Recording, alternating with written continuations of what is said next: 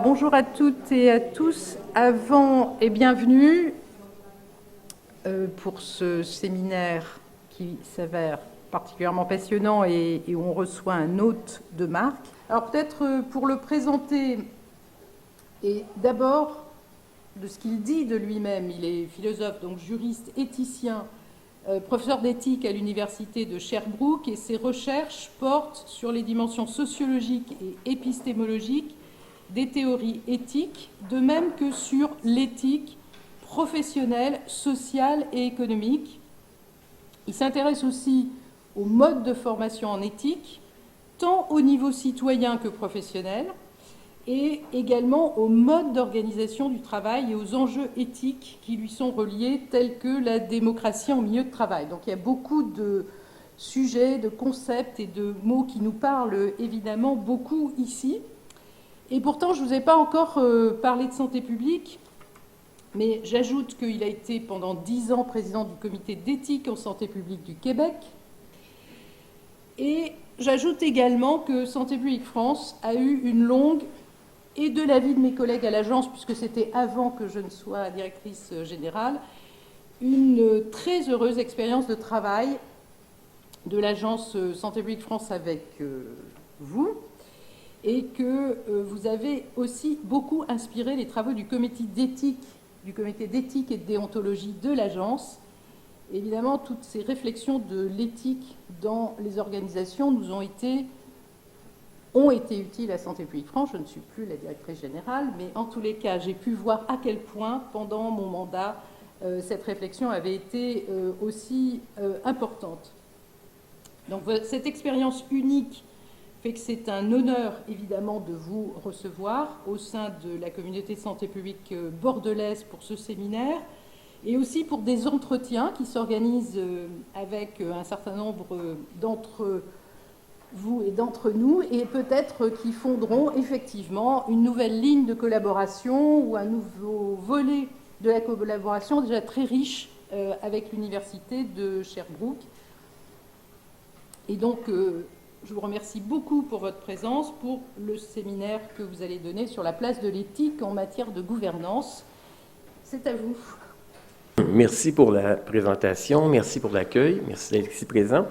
Madame Chêne m'a présenté en disant que je fais un certain nombre de choses. Il y a plusieurs manières de voir les choses, c'est-à-dire que je suis un généraliste ou, comme certains de mes collègues disent, que je mange à tous les râteliers. Alors, vous avez le choix de le dire avec plus ou moins d'élégance. Au fond, aujourd'hui, mon propos, c'est de parler de l'éthique en partant d'un point de vue que j'observe depuis un certain nombre d'années, où les scientifiques s'opposent à l'éthique ou se représentent plutôt l'éthique comme s'opposant à leur discipline. En fait, l'éthicien est un peu l'emmerdeur. Si vous avez fait de la recherche, moi je suis un éthicien, j'en suis même parfois à dire à mes étudiants, si vous faites de la recherche, vous voulez faire un terrain, si on peut éviter le comité d'éthique de la recherche, ce serait une bonne chose parce que ça va compliquer, ça va retarder le principe. Alors, je viens vous parler d'éthique avec une certaine perspective critique face à l'éthique, pour essayer de la voir de manière plus large, la voir comme un outil de délibération. C'est pour ça que je parle d'une gouvernance plus proche de la réalité. Je vous rassure tout de suite, vous allez pouvoir me suivre dans mon PowerPoint. On m'a dit que j'avais une vingtaine de minutes pour présenter, ensuite échanger avec vous. Là, vous voyez peut-être en train de paniquer, 37 diapos, 20 minutes, le monsieur va dire ça rapidement.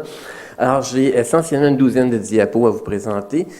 Mais comme philosophe, on nous reproche souvent d'être abstrait, abscon. Alors, j'ai gardé les 28 diapos. Je vais remettre mon PowerPoint à Mme Chêne par la suite, si ça vous tente de le consulter. Les 28 dernières diapos sont 6 exemples de l'outil terrain qu'on a développé avec certaines équipes. Il y a des petits schémas, etc., qui sont plus parlants. Si j'ai le temps, on pourra essayer d'en voir un ou deux, mais c'est pas là l'essentiel de mon propos. Alors ça, c'est pour le résumé. Donc, si on prend le caractère gras, l'éthique est utilisée pour dénouer les dilemmes et calculer les conséquences d'une décision afin d'arbitrer certains choix en marge de la science. Donc, on oppose l'éthique à la science. Ce que je veux vous présenter aujourd'hui, c'est l'éthique comme un outil de gestion et de gouvernance qui intègre la dimension axiologique et l'édition et l'analyse à l'ordre scientifique. Plutôt que de penser l'éthique comme le champignon sur la bûche, de penser l'éthique comme étant au centre de la démarche scientifique. Et en santé publique, ça me semble être essentiel. On l'a vu dans les épisodes de la COVID, où on parle souvent de science, de données probantes, et on oublie de prendre en considération un certain nombre d'éléments, ce que nous on appelle dans notre jargon des éléments axiologiques, des valeurs culturelles, des valeurs géographiques, ce qui a amené sans doute ici en France, comme au Québec, comme partout ailleurs, dans l'épisode COVID, à toujours être en train de se comparer à ce qui se passe dans tel pays, pourquoi ils font ça comme ça dans tel pays plutôt que nous dans tel pays. Pendant l'épisode covidien, j'avais des enfants au début de la COVID qui ont quitté la France en catastrophe, prendre le dernier avion pour revenir chez nous. Pendant ce temps-là, j'en avais une autre qui s'en allait en Suède en disant « il se passe rien, pourquoi tout le monde panique ?» Et on regardait ça au Québec en se disant « bon, on est entre deux », puis il y avait les débats qui se faisaient.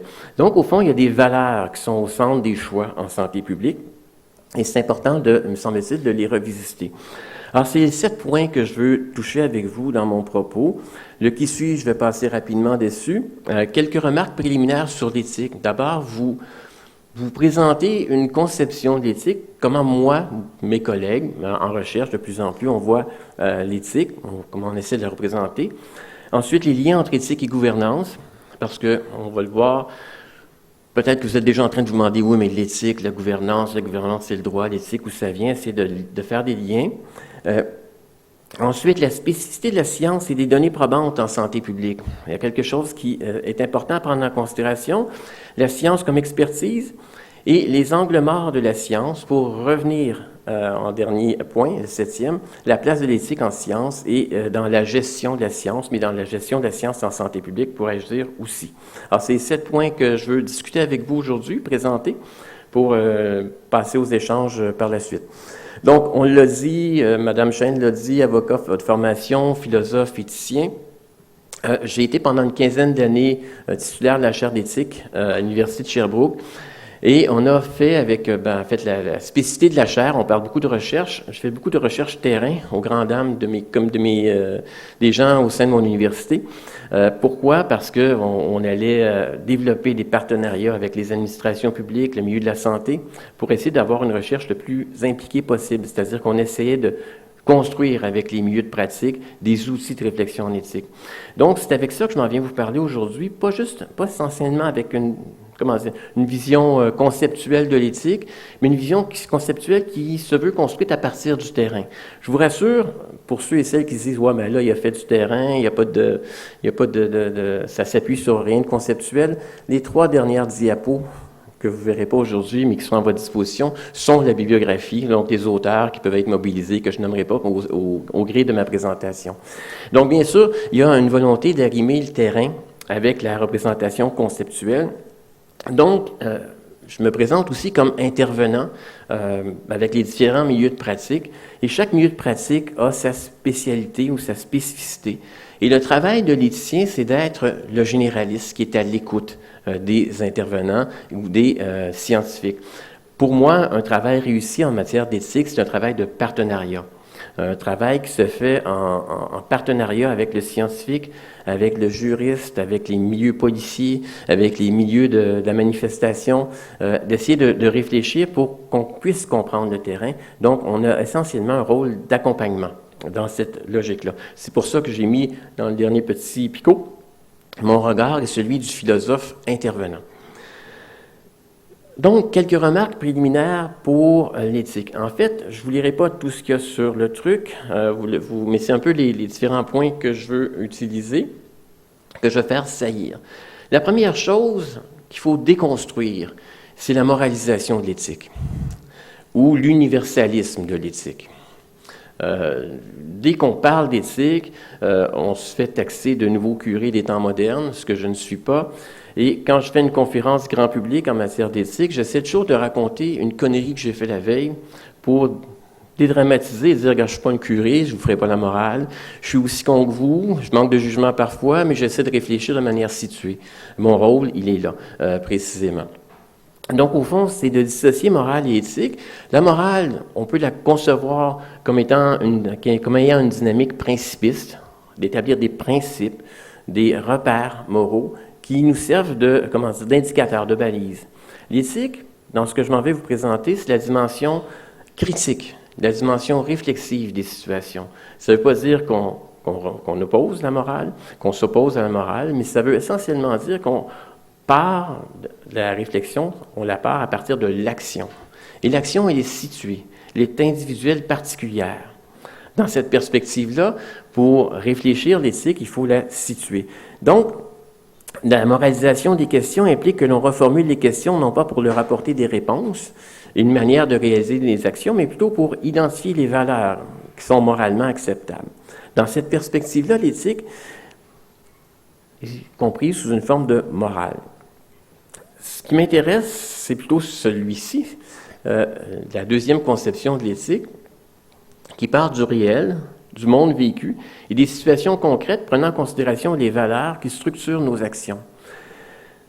Souvent, le scientifique, le chercheur, va se dire, moi, ce qui m'intéresse, c'est les données.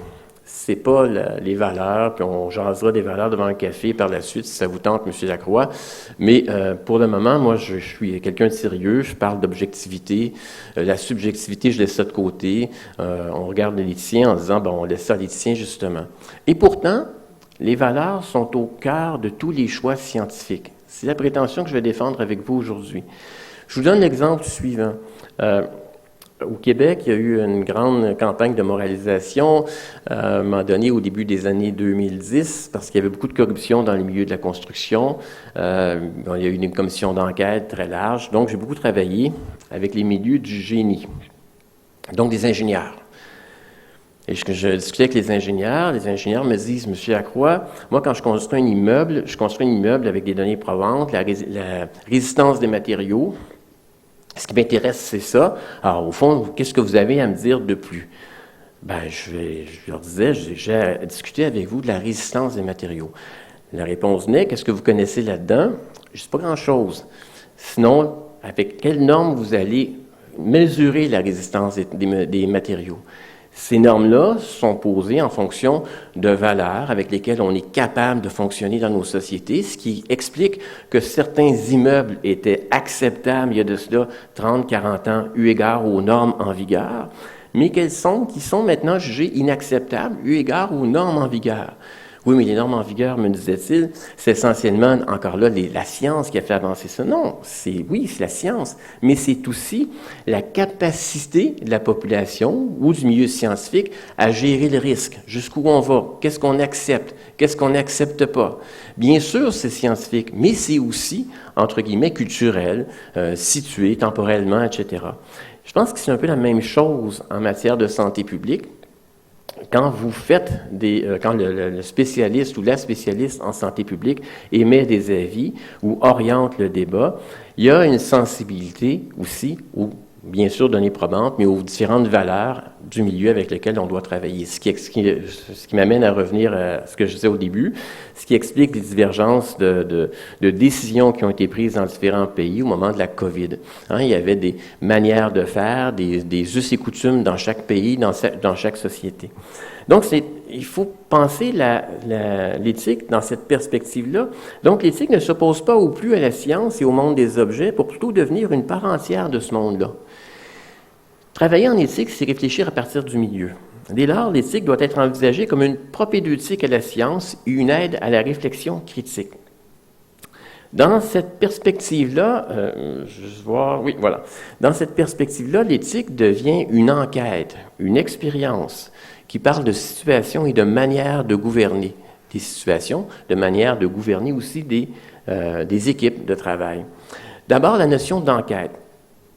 Au fond, ceux et celles qui vont être intéressés par la notion d'enquête, vous pourrez vous référer à un philosophe américain connu, décédé depuis de nombreuses années, John Dewey, qui a travaillé beaucoup à cette notion d'enquête, qui a une connotation policière, juridique, en principe, mais c'est beaucoup plus que ça.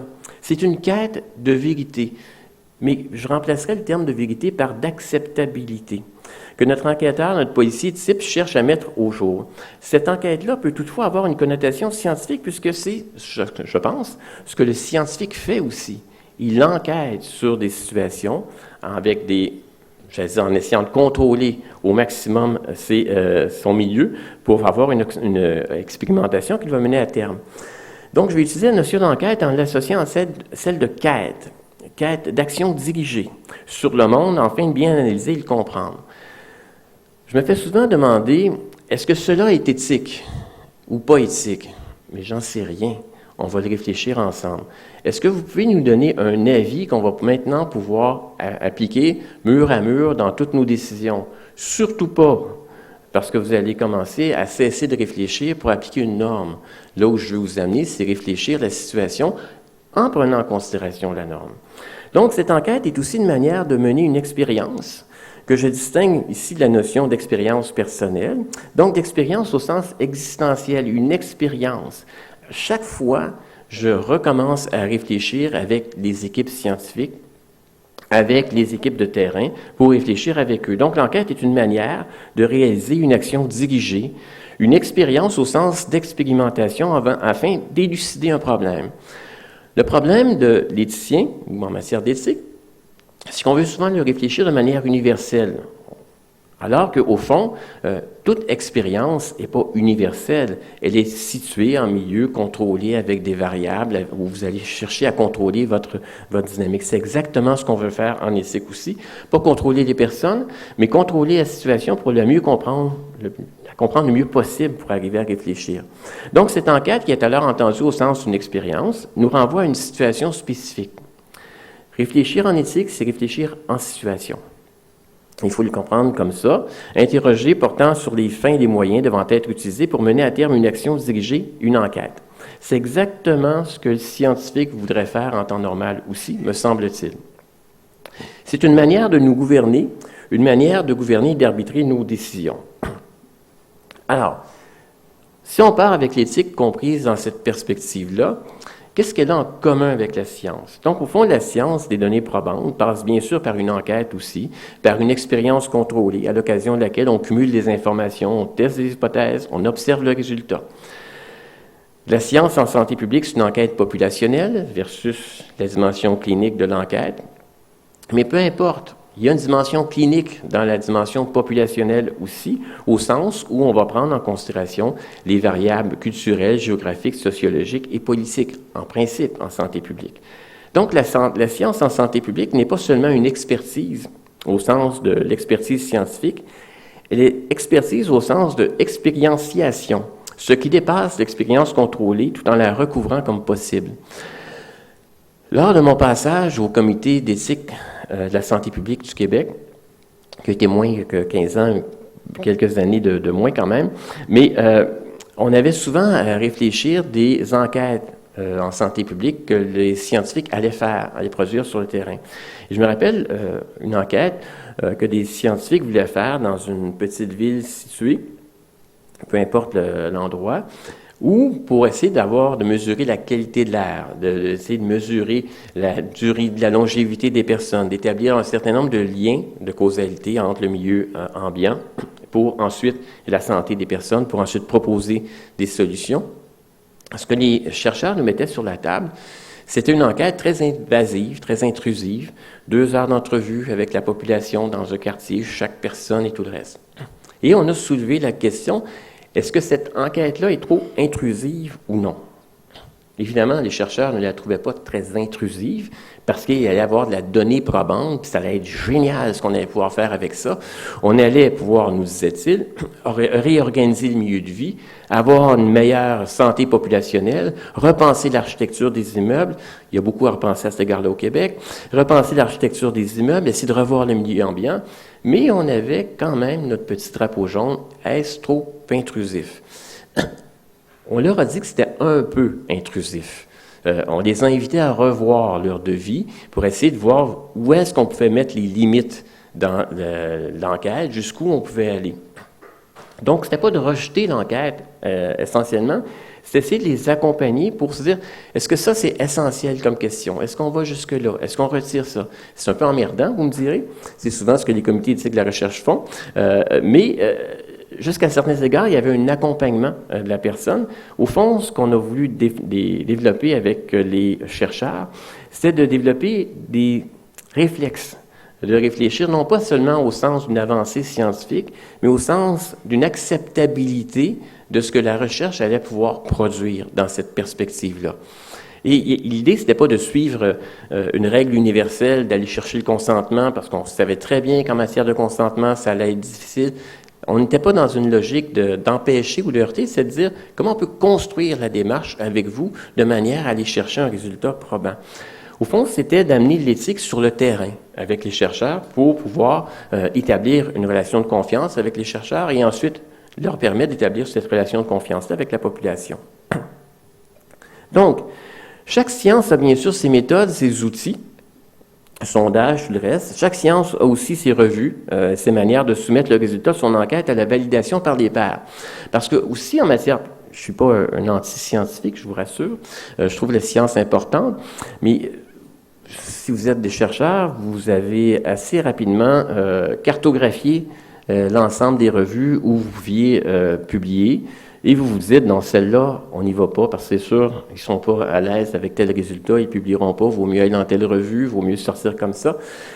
Au fond, il y a pour le dire autrement, il y a des choix subjectifs de fait aussi en matière scientifique, même dans la parution, dans le suivi de certaines manières de faire de la recherche. Donc, pour un auteur comme Dewey, le philosophe, la science est foncièrement incomplète. Et Dewey n'était sûrement pas un anti-scientifique. Alors, je vous cite le passage d'un de ses livres, d'un de ses bouquins. La science est compétente pour tout ce qui touche au domaine physique et physiologique, mais elle est inexistante pour tout ce qui est d'une importance extrême pour l'homme, pour l'être humain, c'est-à-dire pour tout ce qui est pour et par l'homme, l'être humain, là où l'éthique est compétente, dans cette perspective-là. Donc, l'idée d'aller réfléchir l'éthique en matière de santé publique, je vous dirais que c'est un naturel. Dans une certaine manière de faire, parce que l'éthique, la santé publique va sur le terrain, va essayer de comprendre le terrain pour améliorer le sort des populations, essentiellement ce que cherchent à faire l'éthicien. Donc, les angles morts de la science des données probantes passe bien sûr par une enquête, par une expérience contrôlée, on cumule des informations, puis c'est une suite d'expérimentations contrôlées. Le contrôle crée toutefois l'angle mort, que sont les variables. En retenant et contrôlant au mieux les variables qui nous intéressent, on va minorer celles qui ne nous intéressent pas, bien sûr, et c'est souvent celles-là que l'éthicien va vouloir ramener au centre de la patinoire pour les réfléchir dans la perspective scientifique. En contrôlant l'expérience, on choisit volontairement de mettre de côté certains éléments de l'enquête. C'est ce que souhaite corriger l'éthicien. Je reviens à mon exemple en santé publique avec nos chercheurs dans une petite ville où on voulait aller observer, essayer de faire progresser la santé publique.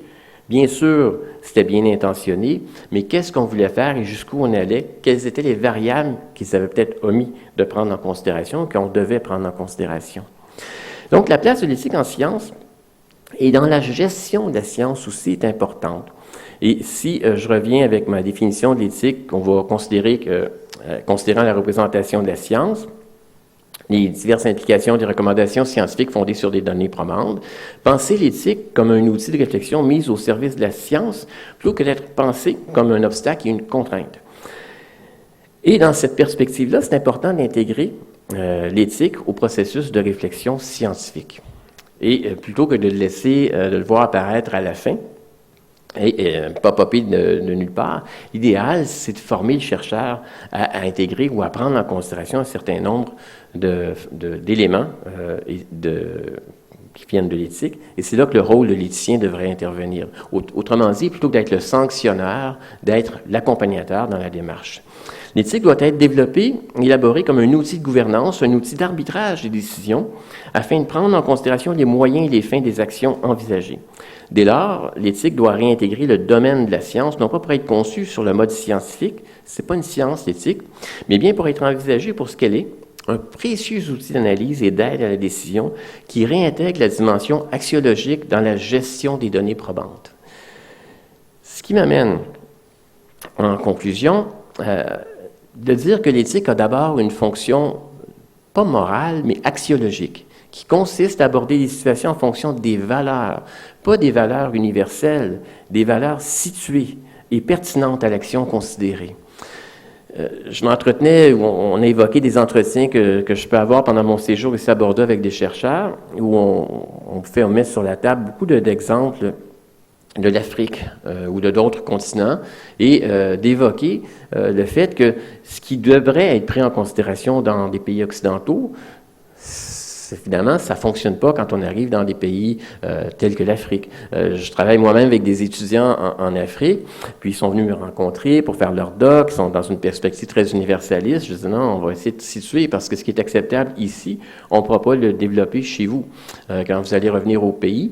Alors, il faut essayer de réfléchir en fonction des situations dans cette perspective-là. Donc, l'éthique a une fonction critique, ce qui implique un regard situé à la fois temporellement, physiquement et culturellement. Au fond, faire de l'éthique, c'est un peu faire de la clinique au sens foucaldien du terme. Hein, on pourrait le dire comme ça. L'éthique a une fonction réflexive aussi, qui consiste à réfléchir les actions en situation comme des formes d'expérience. Et là encore, là, on me dit souvent, oui, mais les données, la science, c'est quelque chose qui se construit sur des données scientifiques, des données objectives. L'éthique, c'est pas objectif.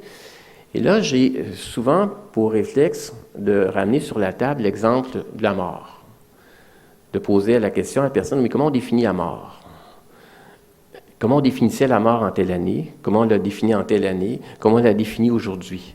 Est-ce qu'une personne morte en telle année sera encore morte aujourd'hui, au sens clinique du terme, dans notre définition de la mort?